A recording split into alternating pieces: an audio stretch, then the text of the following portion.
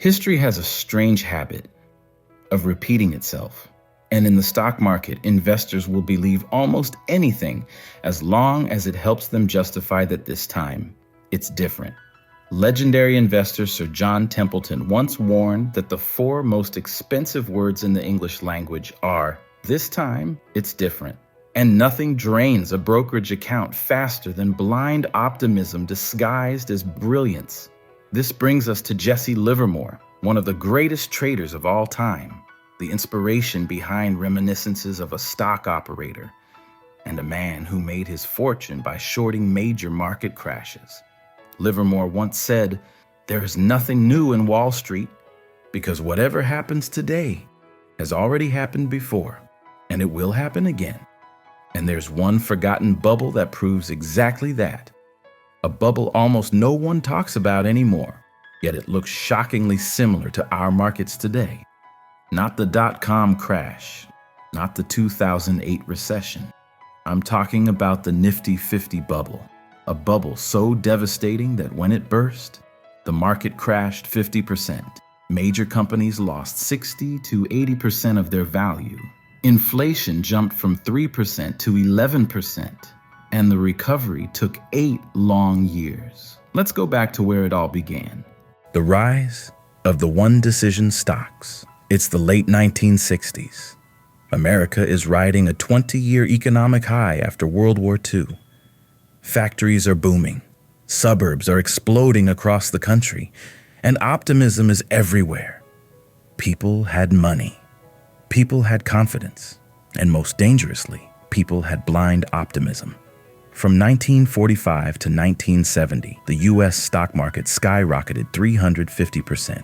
And this gave birth to a new investing belief, the one-decision stocks. You buy them once, and you never sell. These stocks became known as the Nifty 50. Household names like Coca-Cola, McDonald's, American Express, Polaroid, Xerox. Investors believed these companies were invincible, too big to fail, too dominant to ever slow down. But here's the rule of investing. If something sounds like a no-risk investment, it's usually a financial grenade with the pin already pulled. Valuations detached from reality. By the early 1970s, the Nifty 50 wasn't just expensive, it was priced like gravity didn't apply. The average market PE ratio was around 15, but the Nifty 50, Coca-Cola, 46 times earnings, Xerox, 49 times, McDonald's, 86 times, Polaroid, 90 times. On average, these companies were trading at 42 times earnings. These weren't valuations, they were fairy tales. At their peak, 5 of these companies made up 25% of the entire market, and the full group represented nearly 45% of all U.S. stocks. Then came the crash, 1973 to 1974, when reality hit. Hard oil prices quadrupled. Inflation shot to 11%. Unemployment doubled. Nixon ended the gold standard. The stock market fell 50%. And the Nifty 50 didn't just correct, they were obliterated.